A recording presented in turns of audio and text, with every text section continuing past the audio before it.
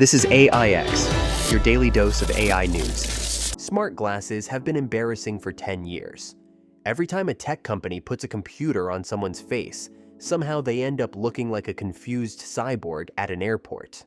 But Google and Samsung just did something that actually makes sense.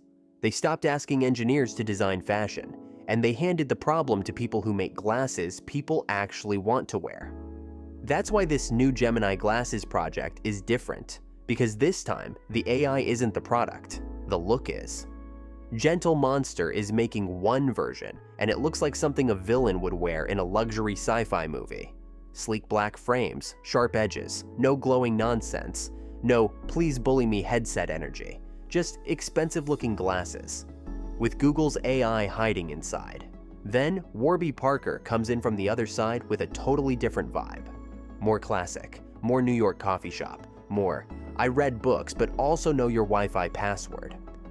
And honestly, that might be the genius part. Google isn't trying to make one smart glasses designed for everyone. They're making AI disappear into your style. That's the real story. Because the moment AI glasses stop looking like gadgets, they become dangerous. Imagine walking into a restaurant and the menu translates before you even touch your phone. You look at a building and Gemini tells you the history. You see a product in a store and it instantly compares prices. You meet someone and your glasses quietly remind you where you know them from. That's not a phone replacement yet. That's something weirder. It's like giving your eyes a search engine, and suddenly the smartphone starts feeling slow. Because why pull a rectangle out of your pocket when the answer can appear the moment you look at something? That's why this could be huge, not because Google made another gadget, but because they may have finally solved the one thing nobody in tech wanted to admit. Nobody wants to wear the future if it makes them look stupid. So now the battle is not just Apple versus Google, it's fashion versus phones.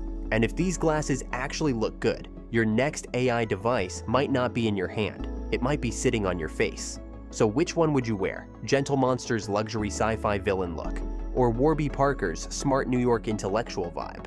Comment your pick and subscribe to AIX, because this AI glasses war is just getting started.